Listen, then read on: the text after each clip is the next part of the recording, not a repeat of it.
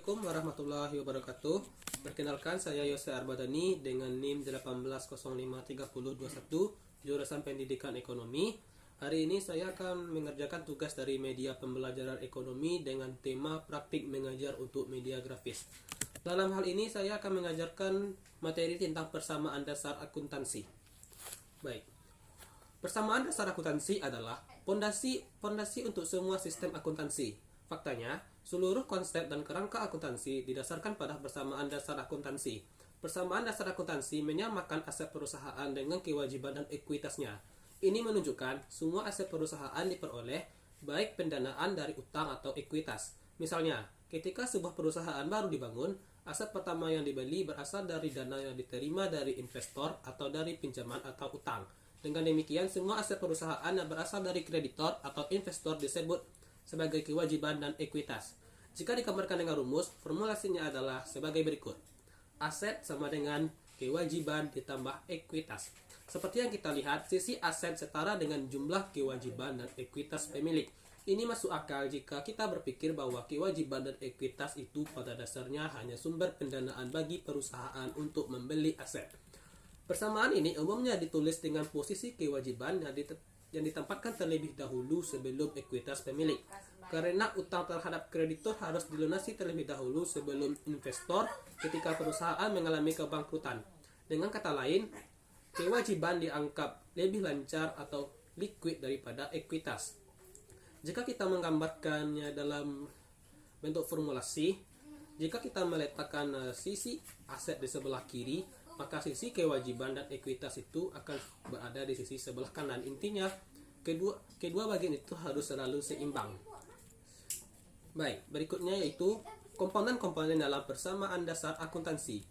Setelah kita memahami pemahaman dasar tentang persamaan dasar akuntansi, mari kita lihat setiap komponen persamaan dasar akuntansi.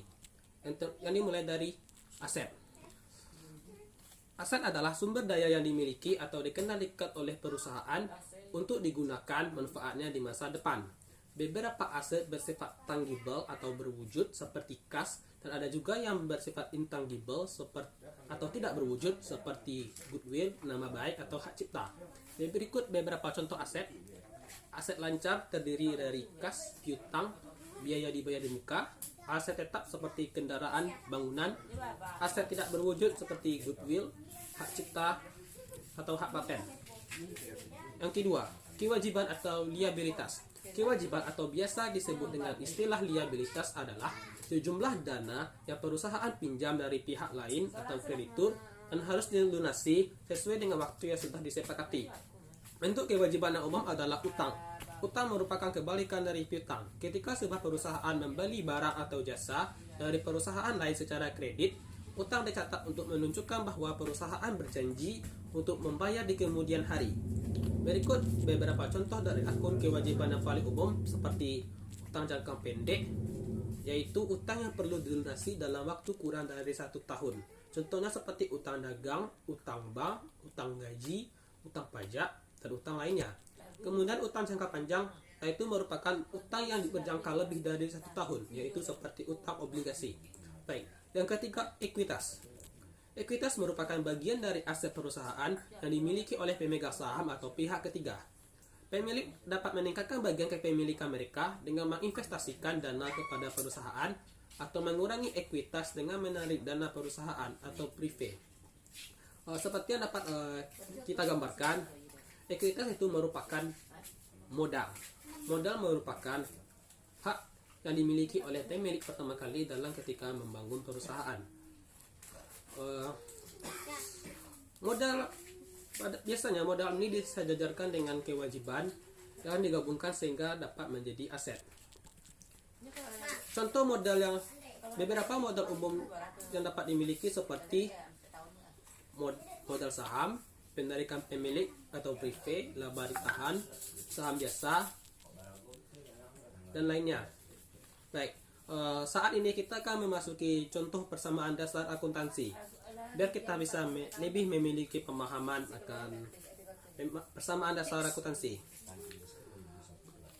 Gus adalah seorang pengusaha yang ingin memulai sebuah perusahaan yang menjual alat-alat musik. Setelah menabung uang selama setahun, Gus memutuskan untuk secara resmi memulai bisnisnya. Dia membentuk Guitars Inc. Itu nama perusahaannya. Dan menginvestasikan dana sebesar 100 juta rupiah kepada perusahaan barunya. Transaksi bisnis ini dapat kita lihat meningkatkan kas perusahaan dan meningkatkan ekuitas atau modal dengan jumlah yang sama. Berikut dapat kita lihat tabelnya. Aset terdiri dari kas 100 juta, kewajiban masih kosong, ekuitas yang terdiri dari modal pemilik 100 juta rupiah. Sehingga aset sama dengan kewajiban tambah ekuitas. Baik, selanjutnya, setelah pembentukan perusahaan, Guitars Inc. perlu membeli beberapa persediaan gitar yang kemudian akan dijual kembali dengan total 80 juta. Dalam hal ini, Guitars Inc. menggunakan uang tunai untuk membeli aset berupa persediaan. Sehingga hal ini akan menyebabkan kas menurun dan akun persediaan meningkat. Sehingga dapat kita anggap akun persediaan ini juga termasuk bagian dari aset.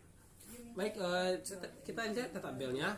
Aset terdiri dari kas 20 juta, persediaan 80 juta, kewajiban masih belum ada, dan ekuitas atau modal pemilik 100 juta. Berikutnya, kemudian setelah 6 bulan, Guitars Inc. berkembang pesat dan perlu mencari tempat bisnis baru. Gus memutuskan bahwa hal itu paling masuk akal untuk Guitars Inc. untuk membeli sebuah gedung. Karena Guitars Inc. tidak memiliki uang tunai 500 juta untuk membayar gedung, perusahaan harus mengambil pinjaman.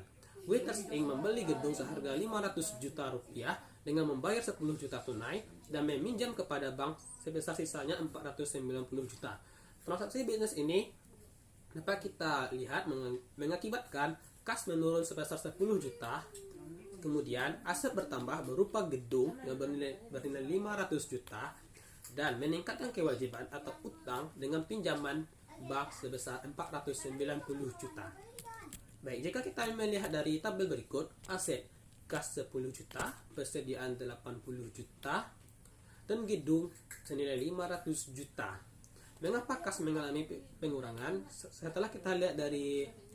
Setelah membeli gedung, perusahaan perlu membayar uang muka sebesar 10 juta, sehingga kas pun mengalami penurunan. Kemudian, jika kita melihat dari kolom berikutnya, yaitu kewajiban atau utang berupa pinjaman bank senilai 490 juta, setelah 10 juta kita bayar di muka, dan ekuitas atau modal pemilik terdapat 100 juta. Kemudian, setelah kita melihat beberapa contoh yang sudah kita bahas sebelumnya, dapat kita lihat bahwa nilai aset selalu seimbang dengan jumlah kewajiban dan ekuitas. Sebagai pelajar, kita harus memahami persamaan dasar akuntansi sebagai prinsip dasar akuntansi. Jika kita sudah memahami hal fundamental tersebut, kita sudah terbilang siap untuk belajar dan memahami akuntansi lebih mendalam. Dengan bantuan jurnal, kemudian untuk tahapan berikutnya seperti mulai dari jurnal, buku besar, neraca saldo, neraca lajur, sampai laporan keuangan. Setelah kita memahami dasar-dasar akuntansi, tentunya kita akan dapat lanjut ke tahap berikutnya yang lebih mudah. Baik, dalam hal ini sebenarnya masih terdapat akun-akun yang digunakan dalam persamaan dasar akuntansi, yaitu berupa pendapatan dan beban. Tapi untuk saat ini saya hanya akan menjelaskan dasarnya yang paling dasar sebagai pemahaman awal bagi kita. Baik, sekian penjelasan dari saya. Semoga dapat bermanfaat dan terima kasih.